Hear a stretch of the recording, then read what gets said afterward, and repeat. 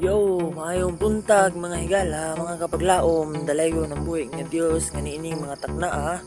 Kung asa man kita nagalantaw karon sa FB man o sa YouTube mga higala, mga kapaglaom, nagahinaot ta nga kitang tanan anaa sa maayo nga mga pagkahimutang.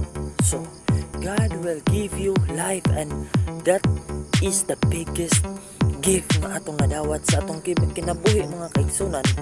O naghandom ta nga sa atong mga pangalyupo da sa Ginoo nga kung dili man gani tumagon mga kaigsunan, dili ta mahimong